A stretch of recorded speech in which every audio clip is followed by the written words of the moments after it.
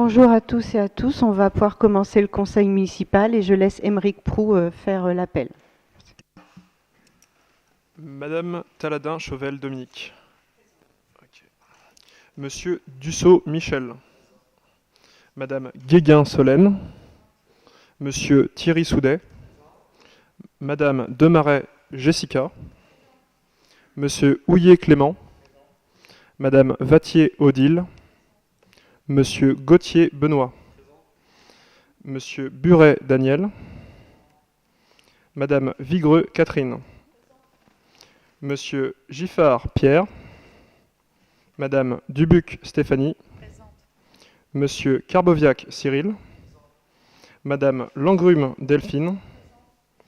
Monsieur Pilorget Franck. Madame Villeneuve Charlotte. Monsieur Vendôme Yann. Il arrive. Okay. Madame Taon Michael. Madame Hérault Pauline. Madame Murco Alizé. Madame Françoise Victoria. Monsieur Lauverrier Ludovic. Monsieur Proux Émeric présent. Monsieur Alabert Francis. Madame Cattel Christine. Monsieur Bressaché Alain. Monsieur Pesqueux Pierre. Madame Blandin Virginie. Madame Soulier Erléane, désolé. Monsieur Lefebvre David. Madame Martinez Claire. Madame Dognaud Françoise. D'accord. Et Monsieur Ferrand Florent. Donc on va commencer par la délibération numéro 1, qui est l'adoption du procès-verbal de la réunion du 9 avril 2026. Est-ce que vous... Je me permets d'intervenir parce que excusez-moi, je ne comprends pas pour quelle raison le secrétaire de séance n'est pas nommé en début de conseil municipal. Excusez-moi, on n'a pas entendu. La désignation d'un secrétaire de séance est obligatoire en début de réunion. La dernière réunion, il n'a pas eu lieu, la précédente non plus. J'aimerais savoir pourquoi. Parce qu'on prend souvent le plus jeune du conseil municipal. Non, même si on prend le plus jeune du on conseil, rectifiera les... Oui. La démarche doit être faite à chaque fois. On le fera les fois précédentes. Même si c'est toujours la même personne, c'est noté. Il n'y a aucun souci. C'est noté, on le fera la fois suivante. Merci.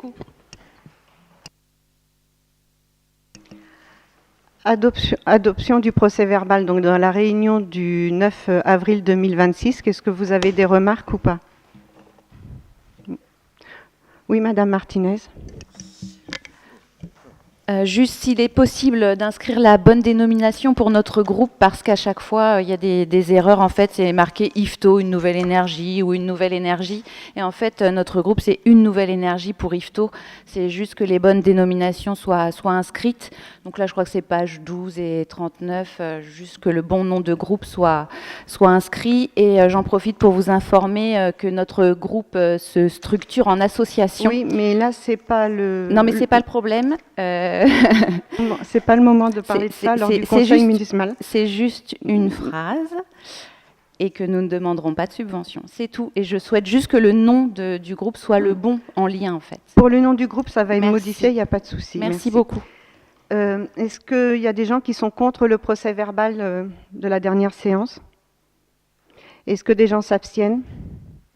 Est-ce que les gens votent pour? Tout le monde a voté pour. Sur les communications au niveau de la délibération numéro 2, est-ce que vous avez des remarques? Non? Ça marche. Merci. Nous passons à la délibération numéro 3 sur le CCID.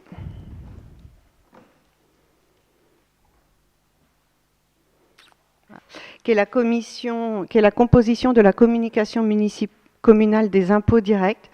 Donc, il convient de dresser la liste des contribuables susceptibles d'être désignés comme membres de la commission communale des impôts directs.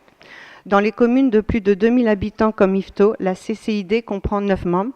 le maire ou l'adjoint délégué président, 8 commissaires remplissant les conditions ci-après, être de nationalité française ou ressortissant d'un État membre de l'Union européenne, avoir au moins 25 ans, jouir de leurs droits civils, être inscrit sur l'un des rôles d'impôts directs locaux de la commune, être familiarisé avec les circonstances locales et posséder les connaissances suffisantes pour l'exécution des travaux confiés à la commission. La durée du mandat des commissaires est la même que celle du mandat des conseils municipaux. Ces 8 commissaires, ainsi que leurs suppléants en nombre égal, sont désignés par la direction des services fiscaux sur une liste de contribuables en nombre double remplissant les dites conditions.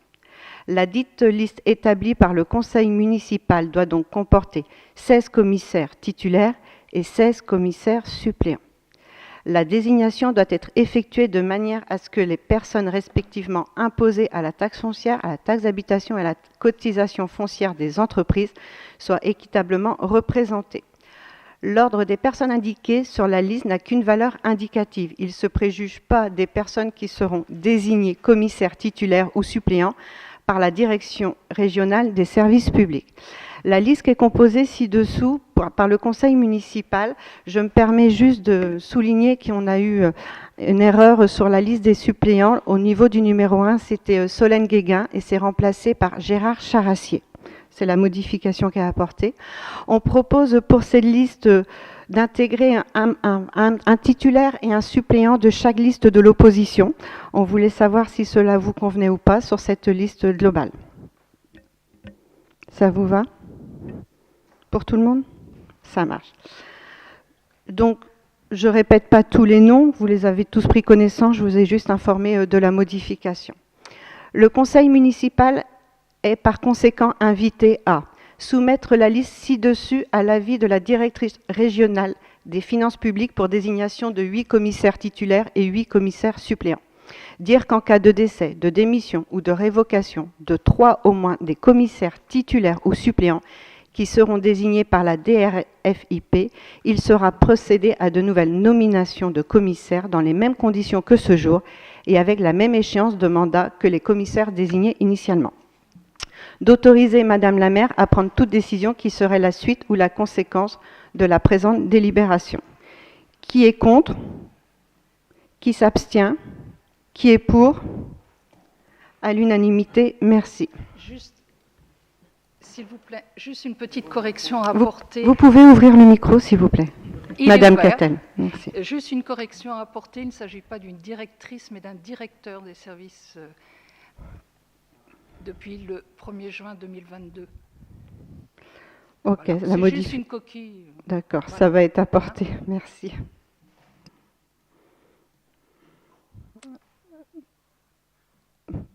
Pour la délibération numéro 4 qui concerne la commission consultative des services publics locaux, c'est la création et la désignation des membres. Donc, vu la délibération numéro 4 du Conseil municipal du 9 avril 2026 relative à la procédure de vote pour les nominations en représentation, vu le règlement intérieur joint à l'ordre du jour, il est rappelé qu'au terme de l'article L 1413-1 du Code général des collectivités territoriales, il convient de créer une commission consultative des services publics locaux et en précise les modalités de fonctionnement. Pour les communes de plus de 10 000 habitants, cette commission présidée par la maire ou son représentant comprend des membres du conseil municipal, désignés dans le respect du principe de la représentation proportionnelle et des représentants des usagers et des habitants intéressés à la vie des services publics locaux, nommés par l'Assemblée délibérante. En fonction de l'ordre du jour, la commission peut, sur proposition de son président, inviter à participer à ces travaux avec voix consultative toute personne dont l'audition lui paraît utile. La majorité des membres de la commission peut demander l'inscription à l'ordre du jour de toute proposition relative à l'amélioration des services publics locaux. Donc la commission, elle examine notamment chaque année le rapport de son président, le rapport établi par le délégataire service public, les rapports sur le prix et la qualité du service public d'eau potable, sur les services d'assainissement, un bilan d'activité des services exploités en régie dotés de l'autonomie financière et le rapport mentionné à l'article L 2234-1 du Code de la commande publique établi par le titulaire d'un marché de partenariat. Elle est également consultée pour avis par l'Assemblée délibérante ou pour l'organe délibérant sur tout projet de délégation de service public, tout projet de création d'une régie dotée de l'autonomie financière, tout projet de partenariat avant que l'Assemblée délibérante ou l'organe délibérant ne se prononce, tout projet de participation du service de l'eau ou de l'assainissement à un programme de recherche et de développement. La composition de cette commission doit refléter, dans le respect de la proportionnalité, la composition du conseil municipal afin de permettre l'expression pluraliste des élus et donc comporter des représentants des tendances de l'opposition municipale. C'est pourquoi il est proposé de définir la composition de la CCSPL de la façon suivante.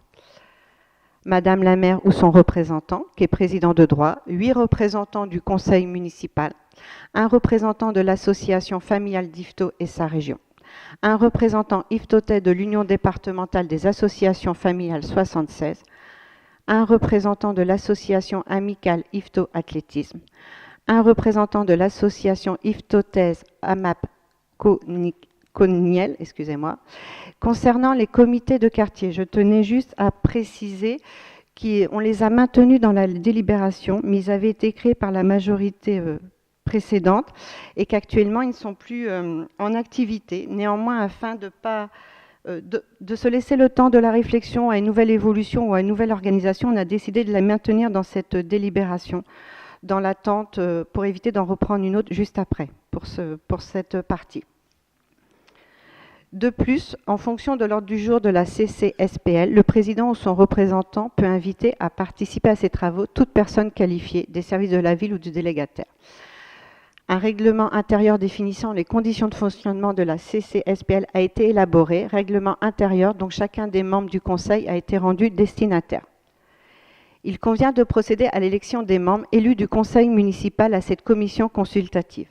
Elle se compose de 8 membres du conseil municipal élus à la représentation proportionnelle, à scrutin secret, sauf accord unanime contraire. Dans tous les cas, le vote s'exprime en faveur d'une liste sans panachage ni vote préférentiel. Donc je voulais savoir si on maintenait, comme le précédent conseil municipal qu'on faisait à main levée ou pas, ou souhaitez-vous à bulletin secret aujourd'hui? Donc, qui est pour faire le vote à main levée? À l'unanimité, c'est bon, merci.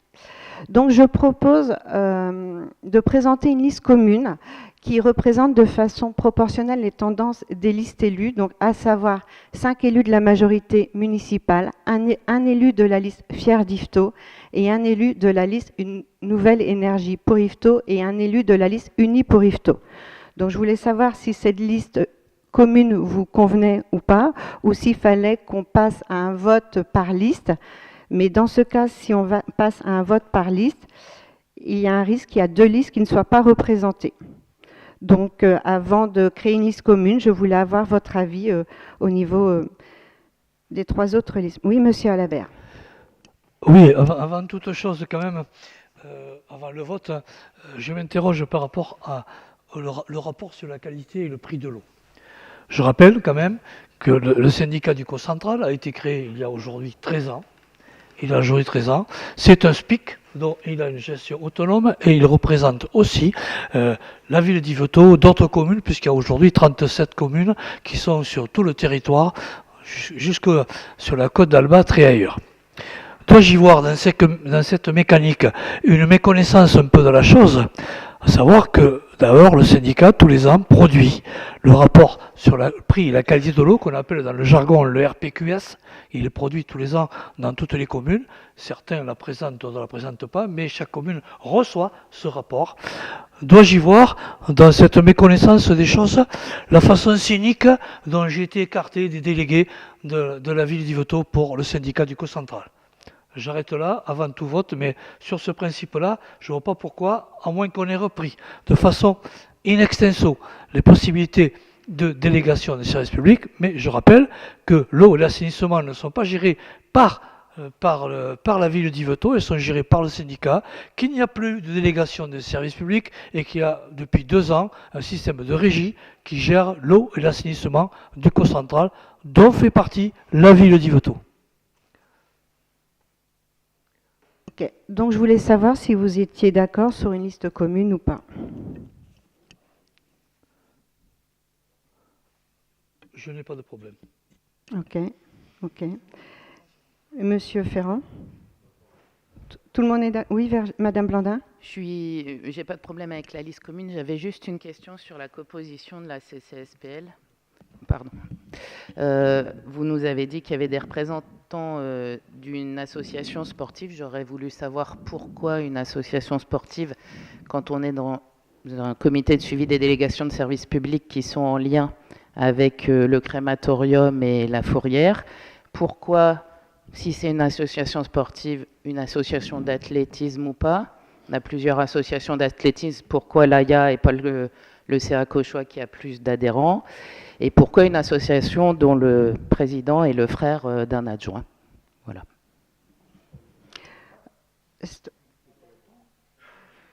Ok, parce qu'on a pris une association et qu'ils ont répondu présent quand on les a sollicités. Et voilà, et puis des fois on fait un peu de changement et d'avoir d'autres personnes de l'extérieur, ça peut être intéressant d'avoir un autre avis.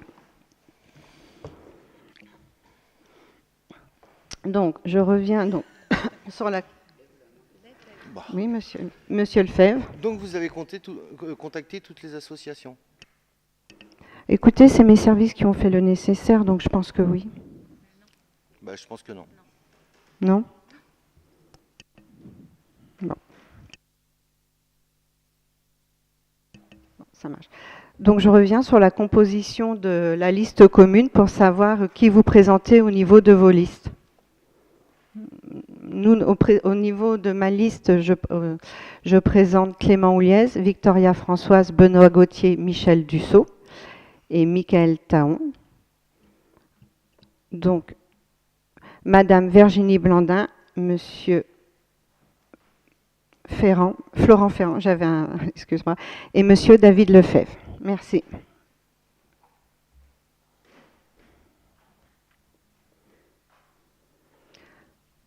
Donc, le conseil municipal est par conséquent invité à créer la commission consultative des services publics locaux de la ville d'Yvetot et de fixer à 17 le nombre de ses membres. D'acter que la CCSPL de la ville d'Yvetot est composée pour une durée de mandat, en outre de Madame le maire en qualité de présidente, de 8 membres élus au conseil municipal et de 8 représentants des usagers et des habitants intéressés à la vie des services publics locaux. Donc pour les représentants du conseil municipal, je répète qu'il s'agit de Monsieur Clément Houlier, de Madame Victoria Françoise, de Monsieur Benoît Gauthier, de Monsieur Michel Dussault, de Madame Michael Taon, de Madame Virginie Blandin, de Monsieur Florent Ferrand et de Monsieur David Lefebvre. Et pour les représentants des usagers et des habitants intéressés à la vie des services publics locaux, l'association familiale d'Yvetot et de sa région, l'association Union départementale des associations familiales 76, l'association amicale d'Yvetot Athlétisme, l'association AMAP Coïcinel et les représentants des comités de quartier pour le futur. D'adopter le règlement intérieur de la CCSPL tel qu'annexé à la présente délibération et en déléguer l'application à Madame le maire. Déléguer à Madame la maire la consultation pour avis de la CCSPL pour tout projet de délégation de service public avant que l'Assemblée délibérante ou l'organe délibérant se prononce dans les conditions prévues par l'article L 1411-4, tout projet de création d'une régie dotée de l'autonomie financière avant la décision portant création de la régie, tout projet de partenariat avant que l'Assemblée délibérante ou l'organe délibérant ne se prononce dans les conditions prévues à l'article L 1414-2, tout projet de participation du service de l'eau ou de l'assainissement à un programme de recherche et de développement avant la décision d'y engager le service. Qui est contre cette délibération? Qui s'abstient? Donc 2 abstentions, Madame Martinez et Monsieur Lefebvre. Qui est pour cette délibération? Merci. Pour la délibération suivante, je passe la parole à Monsieur Dussault-Michel. Bonsoir. Donc, ça sera la délib numéro 5 concernant le sinistre des responsabilités civiles. On m'entend bien. Vu le Code général des collectivités territoriales, notamment l'article L.21 2121-29, vu la nécessité de garantir une prise en charge rapide et efficace des sinistres touchant la commune, notamment les sinistres de responsabilité civile, la commune se doit protéger les biens publics et assurer la sécurité des habitants, tout en rappelant que sa responsabilité peut être engagée en cas de dommages causés par les services. Étant donné qu'une franchise de 500 € s'applique en cas de sinistre couvert par l'assurance du groupe Assur-ICI-FIA et que la prime augmente en cas de déclaration fréquente, il est décidé de ne pas déclarer l'assurance des sinistres dont le coût est inférieur à 800 €. La maire évalue si la responsabilité de la commune est engagée et peut refuser une demande d'indemnisation si ce n'est pas le cas. Le sinistre inférieur à ce seuil, mais reconnu comme relevant de la commune, sera directement indemnisé par celle-ci et feront l'objet d'une décision municipale présentée ensuite au conseil municipal. Le conseil municipal est par conséquent invité à autoriser Madame le maire à procéder au remboursement des victimes du sinistre responsabilité civile à hauteur de 800 €. Autoriser Madame le maire de signer tout document qui serait la suite ou la conséquence de la présente délibération. Autoriser Madame la maire à prendre toute décision qui sera la suite ou la conséquence de la présente délibération. Pas de questions. Donc, qui est contre? Qui s'abstient? Qui est pour? Délibération acceptée. La délibération suivante sera présentée par Madame Guéguin-Solène sur la fixation des tarifs municipaux. Donc la première délibération que je vous présente ce soir porte sur effectivement la fixation des tarifs municipaux de la restauration scolaire et de l'accueil de loisirs à compter de la rentrée 2026. Vu le Code général des collectivités territoriales, notamment l'article L 2129, vu le Code de l'éducation, notamment l'article R 531-52, vu la délibération numéro 3 du 21 mai 2025, par laquelle le conseil municipal a fixé la tarification de la restauration scolaire et de l'accueil de loisirs à compter du 1er septembre 2025, vu l'annexe numéro 1 présentant les tarifs proposés pour la restauration scolaire et l'accueil de loisirs à compter du 1er septembre 2026, vu l'annexe numéro 2 présentant les tarifs proposés pour les usagers professionnels du service de restauration scolaire à compter également du 1er septembre 2026, il est proposé d'appliquer, à partir du 1er septembre 2026, les tarifs qui vous ont été présentés en annexe. Je rappelle que depuis la rentrée 2024, la restauration scolaire et l'accueil de loisirs les tarifs varient en fonction du quotient familial calculé par la CAF. Depuis 2 ans, il n'y a pas eu d'ajustement, la tarification n'a pas été revalorisée. Or, dans un contexte d'augmentation importante des coûts des denrées alimentaires qui s'imposent aux collectivités, et afin de garantir un service de qualité, il apparaît raisonnable d'associer les familles à l'effort fourni par la collectivité, en revalorisant la tarification, mais néanmoins en la limitant à 2%. Les restaurants scolaires de la ville sont également fréquentés par des adultes, notamment les enseignants, le personnel de l'unité d'enseignement maternel, l'UEMA, et les agents municipaux.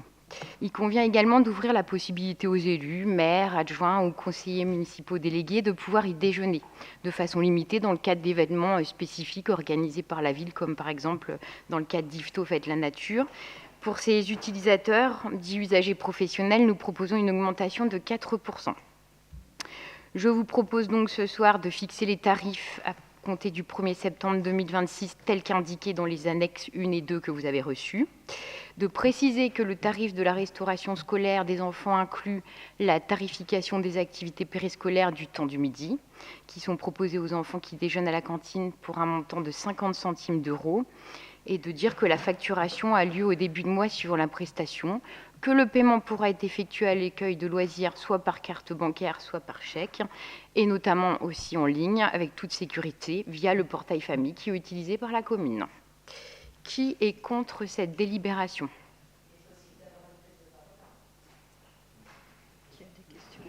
Est-ce qu'il y a des questions? Excusez-moi. Ça marche. Oui. Bon, on va mettre plus près. Oui, ma question est la suivante. Vous avez proposé une revalorisation de 2% des tarifs, ce qui peut quelque part s'entendre. Mais ces 2% s'appliquent également sur le premier tarif à 1 euro. C'est ça. Qui concerne les familles avec un quotient familial inférieur à 500 euros. C'est-à-dire des familles en difficulté généralement. Donc j'aimerais savoir ce qui justifie que les 2% soient également appliqués sur ce tarif-là. Ce que j'aimerais savoir, enfin notre groupe aimerait savoir, c'est le coût réel d'un repas. Est-ce qu'on pourrait avoir dans l'avenir le coût réel d'un repas qui inclut tant l'alimentation que les fluides, les coûts de personnel, etc. Et deuxième question, est-ce que donc vous pouvez nous justifier de cette majoration sur le repas à 1 euro qui se rapproche du repas à 1 euro dans les petites communes, les fameux repas qui sont aidés dans les communes de moins de 10 000 habitants. Donc c'est sensible le montant, le coût de 1 euro. 1,02, c'est vraiment, je dirais, mesquin. Alors, concernant, oui, la cantine, je vais vous répondre. La première chose, c'est qu'on n'a quand même pas bougé les tranches des quotients familiaux. Donc, on a souhaité justement les maintenir.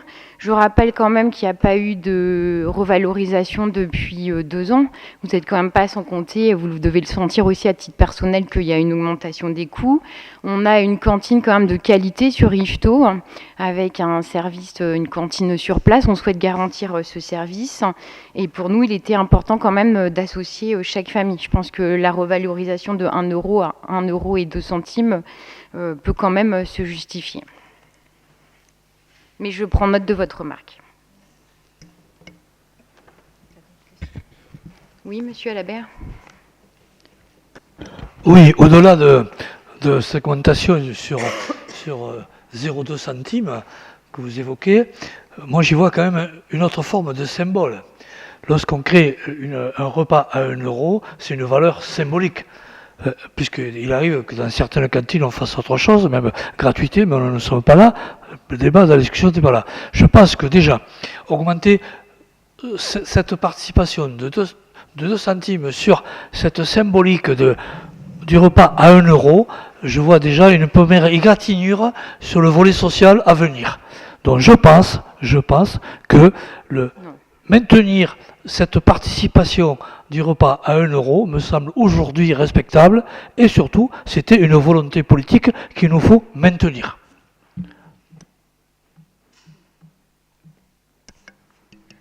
Erlan, vas-y. Merci.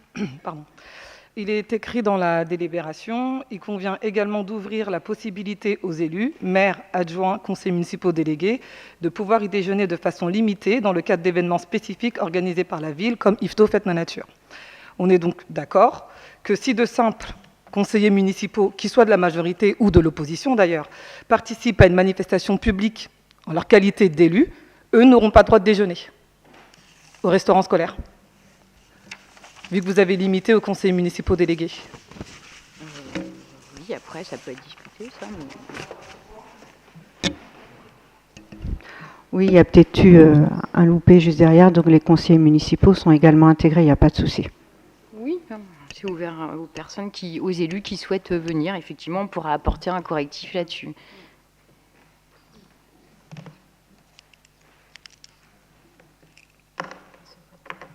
Donc, je vous propose de passer au vote. Qui est contre cette délibération ? Donc, Monsieur Alabert, Madame Blandin, Monsieur Péqueux, Madame Soulier, Monsieur Brissaché et Madame Cattel sont contre cette délibération. Qui s'abstient ? Monsieur Ferrand s'abstient. Qui est pour cette délibération ? La délibération est adoptée. Je vous remercie. Je continue de laisser la main à Madame Solène Guéguin pour les séjours d'été 2026.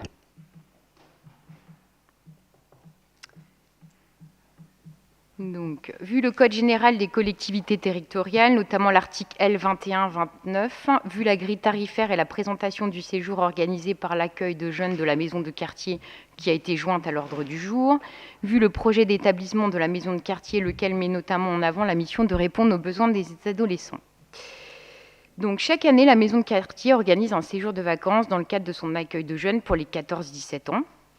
Il convient ce soir de valider l'organisation du prochain camp qui se déroulera dans le cadre de son accueil de jeunes. Donc, le séjour se déroulera à Dol de Bretagne, en Ille-et-Vilaine, au domaine des Ormes. C'est un camping doté d'un parc aquatique qui se situe à une dizaine de kilomètres de la mer. L'hébergement se fera sous tente. Ce sera du matériel appartenant à la ville et qui est notamment affecté à la maison de quartier. Durant ce séjour, plusieurs créneaux d'activités extérieures seront proposés à ces jeunes et encadrés par des moniteurs diplômés dans le respect de la réglementation, notamment pour les activités aquatiques ou terrestres qui seraient un petit peu spécifiques. Les autres activités plus courantes, telles que la baignade, les jeux, les soirées ou ce qui pourrait être organisé lors de balades, seront encadrés par les animateurs de la maison de quartier. Donc, la liste des activités retenues fait partie intégrante du document de présentation du séjour que vous avez reçu avec cette délibération. Le planning sera complété avec les jeunes participants, de manière d'une part à ce que cela réponde à leurs attentes, mais aussi surtout parce qu'on les implique dans la construction du séjour. Les déplacements s'effectueront avec 2 véhicules pris en charge par la ville d'Yvetot.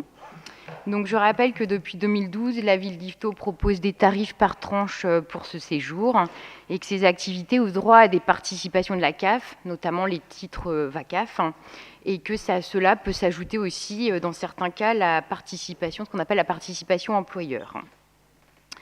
Donc, ce séjour profite à des adolescents dont bien souvent les familles, pour diverses raisons, ne partent pas en vacances, et nous étions attachés à le maintenir. Donc, le conseil municipal est par conséquent invité à adopter le principe de l'organisation du séjour selon les modalités qui vous ont été exposées précédemment, qui implique notamment les jeunes, comme je vous l'ai dit, dans la construction du planning et de leur séjour, et qui laisse également la possibilité d'un ajustement en fonction des contraintes météorologiques, qu'une activité puisse être remplacée si besoin. De valider les tarifs qui vous ont été proposés, de dire que les crédits, dépenses et recettes sont prévus au budget de la ville 2026, également d'autoriser Madame la maire à prendre toute disposition utile à l'organisation de ces séjours, ainsi qu'à signer tous les documents en permettant la réalisation, ainsi que tout document qui serait la suite ou la conséquence de cette présente délibération. Est-ce que vous avez des questions par rapport à ce séjour ? Je vous propose de passer au vote. Qui est contre ce séjour pour nos jeunes ? Qui s'abstient ? Qui est pour ? La délibération est adoptée à l'unanimité. Je vous remercie. Je vais passer la main à Monsieur Clément Houliès qui va parler de la délibération de création de 3 postes non permanents. Merci, bonsoir à tous. Donc effectivement, on rappelle la création de 3 emplois non permanents d'adjoints d'animation, justement pour l'accroissement temporaire d'activité en lien avec la maison de quartier. Donc on rappelle que le Code général de la fonction publique nous autorise le recrutement sur des emplois non permanents d'agents contractuels pour un accroissement temporaire d'activité pour une durée maximum de 12 mois. Du coup, il est exposé au conseil municipal que la maison de quartier organise un séjour au camp des jeunes, donc du 6 au 11 juillet 2026, en lien avec la précédente délibération. Donc, au regard des contraintes organisationnelles sécuritaires et aussi pour respecter le cadre réglementaire lié au temps de travail dans la fonction publique et surtout sur l'amplitude horaire journalière et respecter les temps de repos, du coup, il s'avère nécessaire de recruter 3 agents contractuels pour faire face à un besoin lié à l'accroissement temporaire d'activité. Pour cette même période, du 6 au 11 juillet inclus. Ce séjour se déroulera du lundi au samedi afin de garantir le temps de repos hebdomadaire des agents au regard du temps de travail. En outre, l'organisation de ce camp suppose de disposer de 2 animateurs sur le temps de journée pour assurer la sécurité des jeunes, et aussi pouvoir conduire 2 véhicules en cas de sortie, identifier un animateur de nuit et avoir un animateur qui fait la liaison entre les animateurs de jour et de nuit pour garantir une continuité de service. Le conseil municipal est par conséquent invité à créer 3 emplois non permanents à temps complet relevant du grade d'adjoint d'animation territoriale pour assurer les fonctions d'animateur de séjour du 6 au 11 juillet 2026, que la rémunération sera fixée par référence à indice brut 367, indice majoré 366, à laquelle s'ajoutent les suppléments et indemnités en vigueur, dire que les dépenses correspondantes sont inscrites au budget et autoriser Madame la maire ou son représentant à signer les contrats à venir. Des questions? Qui est contre? Qui s'abstient? Qui est pour? À l'unanimité. Je laisse toujours la parole à Monsieur Clément Houliès pour le personnel communal avec la modification numéro 4 du tableau des effectifs 2026. Merci. Donc, il nous a été précisé que l'actuel directeur général des services a manifesté son intention de quitter prochainement la collectivité dans le cadre d'une mutation. Donc, il est rappelé que pour permettre son recrutement par voie de mutation en qualité d'attaché territorial titulaire, le conseil municipal avait procédé à la modification du tableau des effectifs et créé le poste permanent de DGS sur le grade d'attaché territorial à temps complet. Donc, dans la perspective d'un futur recrutement et pour maximiser nos chances d'attirer un large panel de candidats répondant à ce poste, il nous paraît nécessaire pour cet emploi, pour qu'il puisse être pourvu par un fonctionnaire relevant du cadre d'emploi des attachés territoriaux, relevant du cadre d'emploi des attachés territoriaux au grade suivant, attaché, attaché principal et attaché hors classe. Il est donc proposé de procéder à une modification du tableau des effectifs en modifiant l'emploi permanent à temps complet de DGS qui pourrait ainsi relever soit du grade attaché territorial, attaché principal ou attaché hors classe, suivant le fonctionnaire retenu. Si cet emploi ne pouvait être pourvu par un fonctionnaire, il peut être également pourvu par un agent contractuel. Le contractuel exercera les mêmes missions que celles définies pour l'emploi et sera recruté pour une durée déterminée, on rappelle pour 3 ans maximum reconductible dans les limites de 6 ans. L'agent en question devra justifier d'une expérience professionnelle sur des postes similaires ou de l'exercice d'activités professionnelles, les qualifiant particulièrement pour l'exercice des fonctions supérieures de direction, d'encadrement et d'expertise, exercer des responsabilités d'un niveau comparable à celles dévolues aux fonctionnaires du cadre d'emploi auquel ces fonctions sont ouvertes. La rémunération de l'agent contractuel sera fixée par référence de la grille indiciaire correspondant au cadre d'emploi des attachés territoriaux. Sa rémunération sera déterminée en prenant en compte notamment ses fonctions occupées, sa qualification requise et la qualification détenue par l'agent contractuel ainsi que son expérience. Le Conseil, par conséquent, invité à adopter la modification du tableau des effectifs tel que présenté, à savoir modifier l'emploi permanent à temps complet de DGS qui relève du grade territorial, principal ou hors classe, suivant le fonctionnaire retenu, et autoriser le recrutement d'un agent contractuel pour cet emploi permanent à temps complet, le cas échéant. Des questions? Oui. Oui, alors c'est une question qui est un peu plus large. On est souvent confronté à devoir voter pour des changements de grade et de personnes. Est-ce que ce serait possible d'avoir un organigramme détaillé de tous les effectifs, en tout cas grade, fonction, pour qu'on puisse visualiser un peu plus, parce qu'on se retrouve des fois à devoir voter pour des remplacements de personnes, et quand on ne connaît pas trop les services, c'est un peu compliqué de s'y retrouver. Et donc voilà, c'est juste une question. On va regarder, on vous donnera un organigramme, mais non nominatif. Voilà. C'est noté, mais non nominatif. Voilà. C'est noté. Donc, qui est contre? Qui s'abstient? Qui est pour? L'unanimité.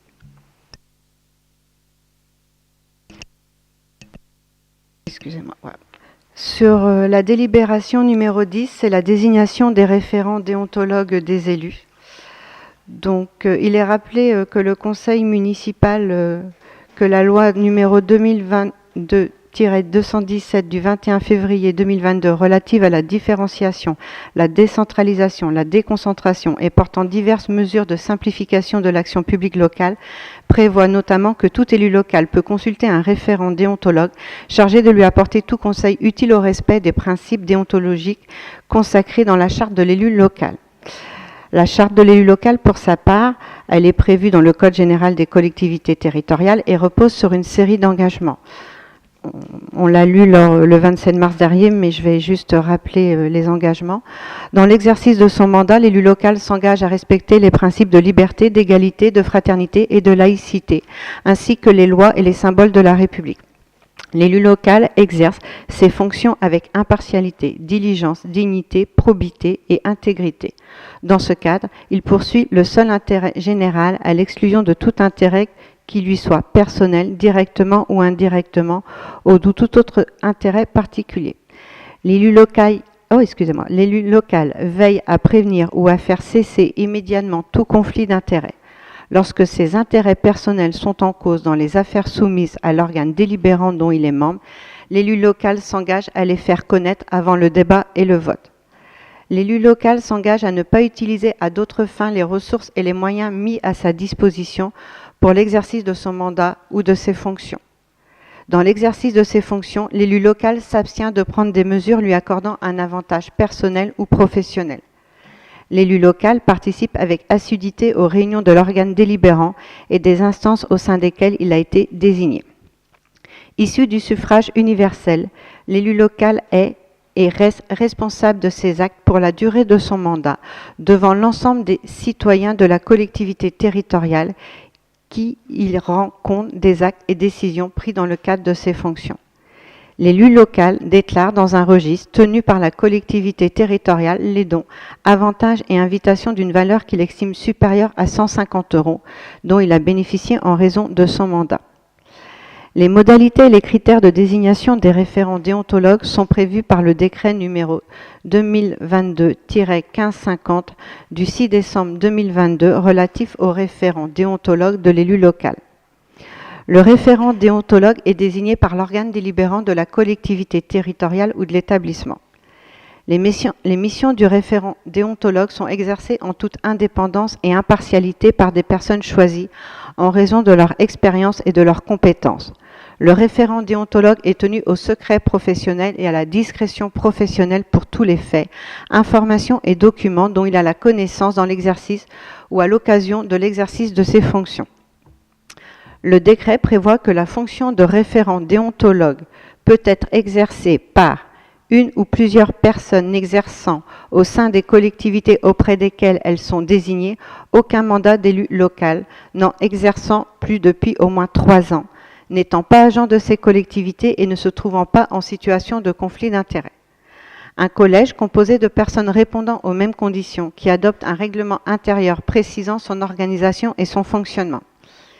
Il est précisé qu'il appartient donc au conseil municipal de désigner un ou plusieurs référents déontologues des élus satisfaisant aux conditions précitées. À ce titre, le Centre de gestion de la Seine-Maritime et l'Association départementale des maires de Seine-Maritime, en leur qualité de tiers de confiance, proposent de recenser des référents déontologues des élus et d'organiser leur saisine afin de garantir un processus confidentiel. Il s'agit de référents déontologues qui répondent aux conditions prévues par le décret numéro 2022-1520 du 6 décembre 2022 relatif aux référents déontologues de l'élu local et dont la liste est annexée à la présente délibération. Les élus des collectivités et des établissements publics pourront ainsi adresser directement leur requête sur une boîte mail mise à disposition. Cette boîte mail ne pourra être lue que par les seuls référents déontologues. Les saisines auront lieu uniquement par écrit sur un formulaire dédié et mis à disposition des élus.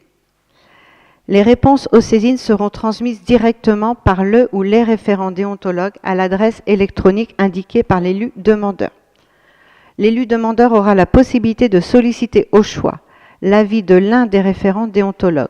Toutefois, s'il juge sa demande complexe, l'élu pourra solliciter simultanément l'avis de 2 référents déontologues.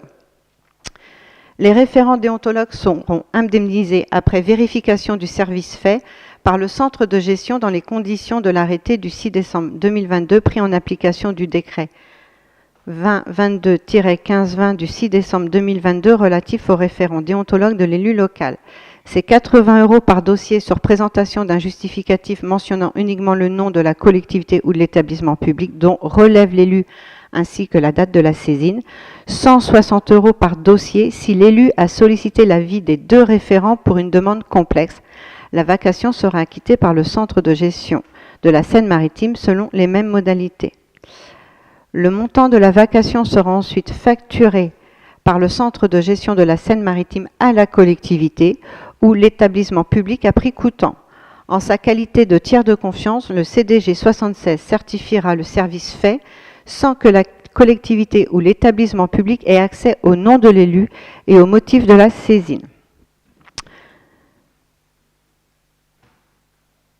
Est-ce que vous avez des questions ou pas? Non. Oui, Madame Martinez. Ce n'est pas des questions, mais j'avais une intervention qui concerne la déontologie et particulièrement les réseaux sociaux. Donc avant ou après le vote, je voulais m'exprimer là-dessus parce que les élus ont aussi des devoirs sur les réseaux sociaux. Et je pense que vous serez d'accord avec moi, il y règne souvent des demi-vérités, de la mauvaise foi, des prises de position et des attaques gratuites. Et le fait que ce soit sur les réseaux sociaux, en fait, il y a une absence d'interaction physique, il y a un anonymat et un sentiment d'impunité qui amplifie les phénomènes. Et les élus, comme les autres, sont tenus de rester exemplaires et d'éviter les provocations, les réponses sous le coup de l'émotion. C'est un phénomène qui se déploie massivement sur les réseaux sociaux et qui peut vite devenir hors de contrôle, notamment on l'a vu avec la montée en puissance de l'IA. C'est vrai, quand on se parle sur un marché ou sur un café, les propos sont vite oubliés, mais sur les réseaux sociaux, les publications, les commentaires, ils sont relayés, sortis du contexte et commentés sans limite. C'est pas un lieu de rationalité. Et même les personnes les plus modérées, des fois, peuvent s'y comporter avec outrance et commenter sans savoir. Donc il est important de rappeler que les usagers des réseaux sociaux, élus ou non, s'exposent à des poursuites. Et j'aimerais également parler du fait d'user de faux profils pour agir en toute discrétion, même si la pratique est courante sur les réseaux, elle est plus que contestable et encore moins honorable. C'est un environnement complexe et risqué. Et pour en faire un usage régulier, je pense qu'il faut former les élus aux bonnes pratiques de communication et à la gestion des interactions. C'est une chose que de comprendre leur fonctionnement en tant que simple usager, c'en est une autre que de l'utiliser dans le cadre d'un mandat ou d'une fonction officielle. Je pense que la formation aux usages des réseaux sociaux doit s'imposer au préalable au début de chaque mandat. Et c'est à ce prix que le réseau social redeviendra un trait d'union citoyen plutôt qu'une arène de conflit. Voilà, je vous remercie. C'est noté, il n'y a pas de souci. Merci. Pas d'autres.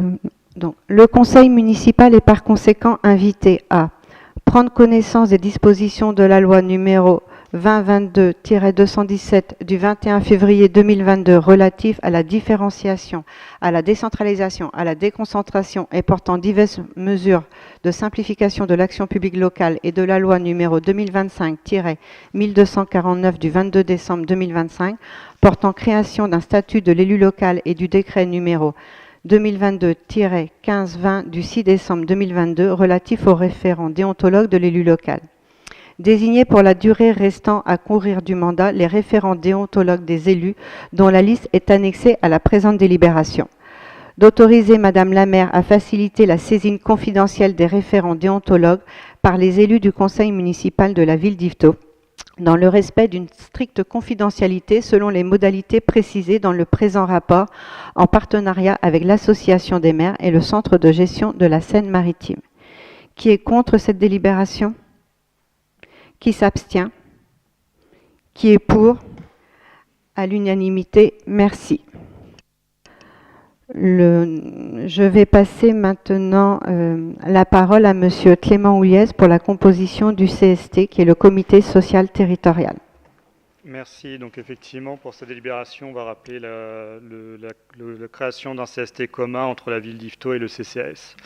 Donc on rappelle la délibération du conseil municipal de la ville d'Yvetot en date du 28 janvier 2026 qui a décidé la création d'un CST commun entre la ville d'Yvetot et le CCAS, et également la délibération qui concorde du conseil d'administration du CCAS de la ville d'Yvetot en date du 5 mars 2026 qui décide également la création d'un CST commun entre la ville et le CCAS. On rappelle que les organisations syndicales, la consultation des organisations syndicales est intervenue le 30 mars 2026, donc 6 mois avant la date du scrutin fixée au 10 décembre 2026. On considère que l'effectif de la commune et du CCAS au 1er janvier 2026 servent à déterminer le nombre de représentants titulaires du personnel, et donc fixé à 235 agents. 104 femmes côté ville, 39 femmes côté CCAS, 90 hommes côté ville et 2 hommes côté CCAS, soit au total 61% de femmes et 39% d'hommes. Considérant que les listes de candidats déposées par les organisations syndicales devront respecter la représentation équilibrée des femmes et des hommes. Le conseil municipal est par conséquent invité à décider du maintien du paritarisme numérique en fixant un nombre de représentants de la collectivité et du CCAS égal à celui des représentants du personnel titulaire et suppléant, de fixer pour le CST commun, ville et CCAS, le nombre de représentants du personnel titulaire au sein du CST à 5, répartis pour 4 côté commune, 1 côté CCAS, et autant de suppléants. Le nombre de représentants de la collectivité titulaire au sein du CST commun à 5 également, répartis par 4 représentants pour la commune et 1 côté CCAS, et toujours autant de suppléants. On autorise le recueil de l'avis des représentants de la collectivité au sein du CST commun, de fixer pour la formation spécialisée instituée au sein du CST le nombre de représentants du personnel titulaire au sein de la formation spécialisée à 5, toujours répartis 4 représentants pour la commune et 1 côté CCAS, avec toujours autant de suppléants, et le nombre de représentants de la collectivité titulaire au sein de la formation spécialisée à 5, 4 côté commune, 1 côté CCAS, toujours autant de suppléants, et autoriser le recueil de l'avis des représentants de la collectivité au sein de la formation spécialisée. Avez-vous des remarques? On va procéder au vote. Qui est contre? Qui s'abstient? Qui est pour? Unanimité. Merci. Le conseil, on a passé toutes les délibérations. Le conseil municipal est donc terminé. Oui, Madame Soulier. Juste une petite question. Est-ce qu'il serait possible d'avoir des cartes de visite et des badges d'élus fabriqués par le service, comme bien entendu, avec la charte? Non, je pense que ce n'est pas le moment d'en parler là, et puis on en reparlera après, mais... C'est la tribune où le service communication est là et les élus aussi. C'est une simple question, hein. Si c'est non, c'est non, mais on l'avait fait sous le précédent mandat, et puis comme il y a des manifestations qui arrivent... Personnellement, on n'en a pas eu au précédent mandat du tout. Donc, si, au début de mandat, on en a distribué? Non, je vous confirme que non, on n'en a pas eu. Donc, pour avoir été en charge de la com, je vous certifie qu'on avait fait des badges IFTO pour les élus de l'opposition. Si. On n'en a jamais eu, on est à 3 à le confirmer. Voilà. Il faudra vérifier par le service com. La réponse est non, c'est juste pour savoir. Non, on ne fera pas de carte. Okay. Voilà. Merci à vous.